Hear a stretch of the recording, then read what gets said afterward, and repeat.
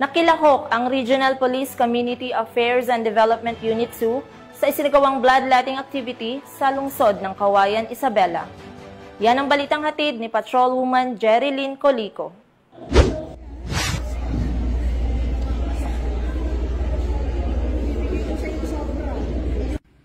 Nakilahok sa bloodletting activity ang mga tauhan ng Regional Police Community Affairs and Development Unit 2 sa pangunguna ni Police Lieutenant Alilyn Wilcox, Chief Information and Communication Development Section, sa pamumuno ni Police Captain Rubian Versida, Officer in Charge RP Cadu 2, na may temang dugong alay ang lingkod bayan, kaligtasan ng mamamayan at ng bayan na ginanap kahapon, alas 9 ng umaga ay 15 ng Setyembre nitong taon sa FLD Coliseum, Barangay District 3, Cauayan City, Isabela.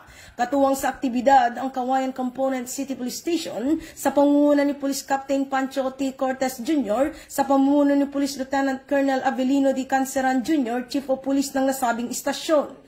Ang kaganapan ay inorganisa ng City Health Office 1 ng nasabing lungsod kasama ang Red Cross Isabela Chapter sa pangunguna ni Mrs. Nanette Cabalonga, Chapter Service Representative Blood Services, at sa pakikipagtulungan ng Cauayan Dentist Exclusive kung saan ito ay bahagi ng Civil Service Month Celebration.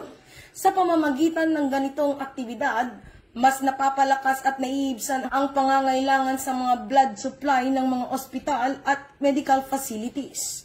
Ito ay naganap bilang bahagi ng mga pagsisikap ng bawat mamamayan ng lungsod ng Cauayan upang mapalawak ang kamalayan tungkol sa kahalagahan ng dugo at pagsuporta sa mga taong nangangailangan nito.